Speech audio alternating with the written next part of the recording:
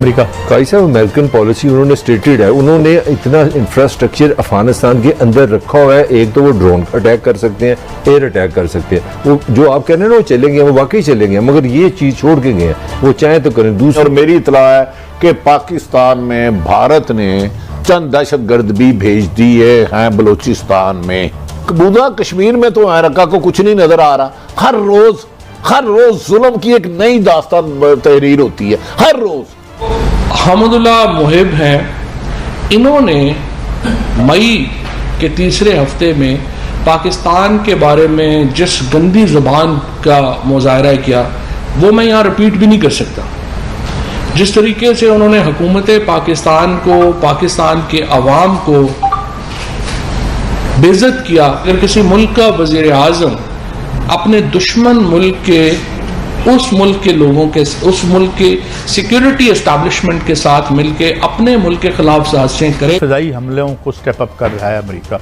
इसका मतलब है कि ज़ाहिर है वो तो नहीं चाहेगा कि ये अफगानिस्तान में रीबिल्डिंग हो या यहाँ से उसको रूट मिले, रेल रूट मिले या कोई रूट मिले जो उसका एक जगह मिलती है, तो वो उसको वो सबोताज करेगा अमेरिका। काई साहब अमेरिकन पॉलिसी उन्होंने स्टेटेड है, उन्होंने इतना इंफ्रास्ट्रक्चर अफगानिस्तान के अंदर रखा हुआ है। एक तो वो ड्रोन अटैक कर सकते हैं, एयर अटैक कर सकते हैं, वो जो आप कह रहे हैं ना वो चलेंगे, वो वाकई चलेंगे, मगर ये चीज़ छोड़ के गए हैं, वो चाहे तो करें। दूसरी, उन्होंने जो आपका अरेबियन सी है, इंडियन सी है, उसमें उन्होंने अपनी फोर्सेस रखी हुई हैं और उन्होंने ये कहा कि हमारा इंटरेस्ट, मैं अमेरिकन पॉइंट ऑफ व्यू दे रहा हूँ, हमारा इंटरेस्ट एयर अटैक होगा।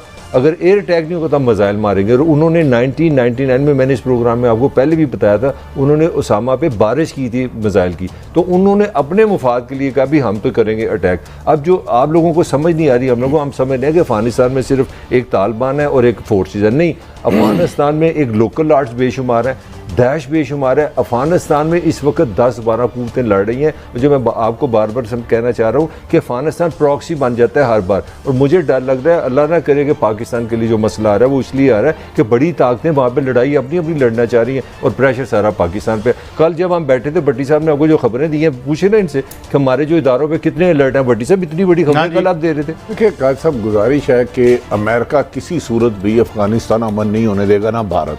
उनकी खरबों इन्वेस्टमेंट गई है।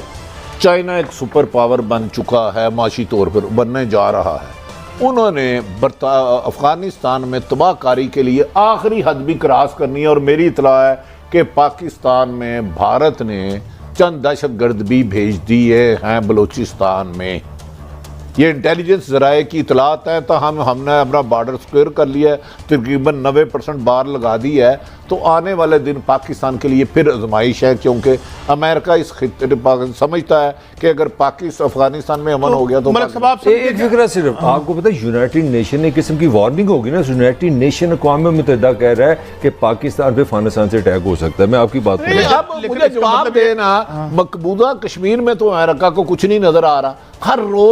हर रोज जुल्म की एक नई दास्तान तहरीर होती है, हर रोज। अफगानिस्तान के लोग अपनी मर्जी से हुकूमत बनाना चाह रहे हैं और उधर मिसाइल मार जा रहा है। मलिक साहब, मुझे ये बताएं कि दाइश तो उनके माइकल फ्लिन ने माना था अल जजीरा के अमेरिका ने खुद बनाई, तो सारे जो जराइम पेशा लोग हैं ये अमेरिका बहादुरी बनाता है और किसी मुल्क में अमन या तरक्की नहीं होने देगा। जहां तरक्की होगी बम मार देगा। काई साहब, आप हम पंजाब में बैठे हैं ना, वो समझदार लोग कहते हैं अगर एक चौधरी अच्छा हो जाए ना तो पूरा दिहाड़ ठीक हो सकता है। अगर हमारी सुपर पावर, मैं बतौर इंसान बात कर रहा हूँ, अगर ये इतनी इंसानियत परस्त होती तो इंसान इस तरह जंगों में रहता। सेकंड वर्ल्ड वॉर से अभी तक हमने क्या कर रहे हैं, हम जंगे। इसका मतलब है कि अमेरिकन रूलिंग एलीट भी जराइम पेशा लोगों पर मबनी है। जब से अमेरिका बना 70% वो उसने गुजारे जंग में वक्त। जब से अमेरिका वजूद में आया उसकी हिस्ट्री निकाल ले, कभी किस मुल्क पे कब्जा, कभी किस मुल्क पे कब्जा। अच्छा, पाकिस्तान की जो हमदुल्ला मुहिब हैं, इन्होंने मई के तीसरे हफ्ते में पाकिस्तान के बारे में जिस गंदी ज़ुबान का मुज़ाहरा किया वो मैं यहाँ रिपीट भी नहीं कर सकता। जिस तरीके से उन्होंने हुकूमत पाकिस्तान को, पाकिस्तान के अवाम को बेइज्जत किया, जिस तरीके से उन्होंने तकरीरों में हिंदुस्तान की मदा सराई की और पाकिस्तान के बारे में गलीज़ गुफ्तगू की, उसके बाद मई से पाकिस्तान की हुकूमत ने अपने तमाम राब्ते नेशनल सिक्योरिटी एडवाइज़र ऑफिस जो है अफ़गानिस्तान का, उससे हम ख़त्म कर चुके हैं। हमने ये बात वाज़ेह की हुई है कि हम इन साहिबान से कोई अपनी जो गुजारिशात हैं, जो पॉलिसीज़ हैं, उनके ऊपर गुफ्तगू हम नहीं करते। नवाज शरीफ साहब ने वहाँ पे एक ऐसे शख्स से मुलाकात की है जिसके हिंदुस्तान से ताल्लुकात कोई ढके छुपे नहीं। दिलचस्प बात यह है कि मई के तीसरे हफ्ते में जब हमदुल्लाह मुहिब ने पाकिस्तान के ख़िलाफ़ गुफ्तगू की, उसके फ़ौरन बाद जब उनकी मुलाकातें जो हैं वो हिंदुस्तान की सिक्योरिटी इस्टेब्लिशमेंट से हुई और उन्होंने वहाँ पर भी पाकिस्तान के ख़िलाफ़ गुफ्तगू की। अब ये जो नेक्सस है, ये जो अफ़गानिस्तान के कुछ ये लोग हैं एहलकार, अफ़गानिस्तान के अवाम से, अफ़गानिस्तान के अंदर अमन अमान से हमारी कमिटमेंट है। पाकिस्तान ने यहाँ पे 50 लाख से ज़्यादा अफ़गान महाजरीन को पनाह दी, वो यहाँ पे आए। पाकिस्तानियों ने अपना दीदा और दिल फरशरा किया अपने अफ़गान भाइयों के लिए। हमने क्या कुर्बानी है जो अफ़गानिस्तान के लोगों के लिए हमने नहीं दी।